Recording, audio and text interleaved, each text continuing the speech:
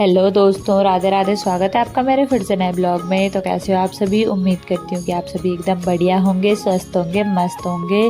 तो मैं भी एकदम बढ़िया हूँ, स्वस्थ हूँ। तो जैसे कि आप सभी ने देखा कि मैंने कल डाला था पहाड़ी शादी पार्ट 1, तो आज है पहाड़ी शादी पार्ट 2। तो आप लोगों ने देखा होगा कि हम पहुँच चुके थे शादी में। हल्दी हो चुकी थी स्टार्ट, तो हम भी चले गए थे फटाफट से हल्दी में। तो आगे देखते हैं कि हम क्या क्या करते हैं। अब हो चुकी थी पहाड़ी शादी की रस्में स्टार्ट। तो पंडित जी लग गए थे पूजा करने पे। जब तक पंडित जी पूजा कर रहे थे, फिर 7 लेडीजें हो गई थी हम इकट्ठी। फिर यहाँ पे सासू जी और दीदी जी लोग सारे हम लोग लग गए थे ओखली में हल्दी कूटने। तो फटाफट एक एक करके सबने हल्दी कूटी। फिर उसके बाद दुल्हन को लगाई सबने हल्दी। फिर सबसे पहले उसकी बड़ी मम्मी और माँ ने लगाई हल्दी। फिर उसके बाद माँ ने बांध देना स्टार्ट कर दिया था। हमारे यहाँ सबसे पहले पंडित जी और माँ ही बांध देते हैं।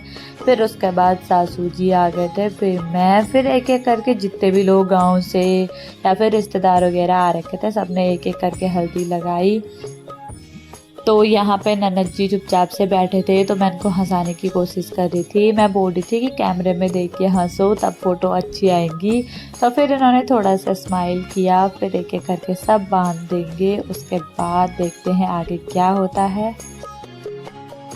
आप लोग सोच रहे होंगे कि सबने नथ वगैरह पहन रखी है, तो इसने क्यों नहीं पहन रखी है? क्योंकि साहू जी का मायका बहुत दूर है, तो कैरी करना बहुत मुश्किल हो जाता है। हम हल्दी के ही दिन गए थे, फिर बच्चे के साथ थोड़ा मुश्किल होता है, तो इसलिए मैं लेके ही नहीं गई थी। कभी अगर यहीं गांव में शादी होगी तो आपको ज़रूर बताऊंगी अपने गोल्ड की पूरी ज्वेलरी। लगभग सभी लोगों ने बांध दे दिया था, तो अब आ गई थी मैं दोबारा से बांध देने के लिए। क्योंकि हमारे यहाँ ऐसा होता है कि जो 7 लोग पहले बांध देते हैं वो फिर से बाद में उन्हें देना पड़ता है। तो मैं आ गई थी, फिर एक एक करके सारे लोगों ने दोबारा से बांध दिया। फिर उसके बाद ब्राइड को लगी हल्दी। खूब सारी हल्दी लगाई हमने, उसका मैं वीडियो नहीं बना पाई। तो फिर अब आ गई थी ब्राइड नहा धो के बाहर। तो ये बहुत सुंदर लग रही थी साड़ी में। इन्होंने फर्स्ट टाइम साड़ी कैरी की थी, बहुत ही अच्छे लग रहे थे। तो फटाफट यहाँ पे पूजा वगैरह हो चुकी थी स्टार्ट।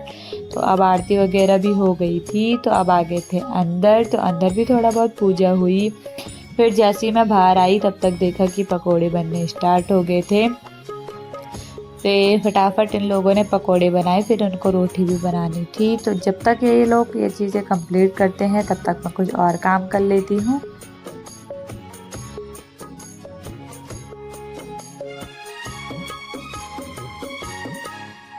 पकोड़े रोटी लगभग सारे बन चुके थे, और जो भी थोड़ा बहुत काम था मैंने उनमें हेल्प करवा दी थी। तो फिर आ गई थी मैं अंदर। देखा टाइम थोड़ा ज़्यादा हो गया है, तो फटाफट लग गई थी मैं ननद जी को रेडी करने पे। तो अब इनका नाइट का भी और डे का दोनों मेकअप मैंने ही किया था।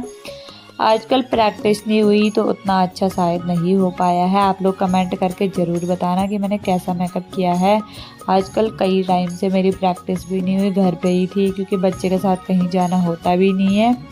तो फिर जैसा भी होगा कर दिया था मैंने बस।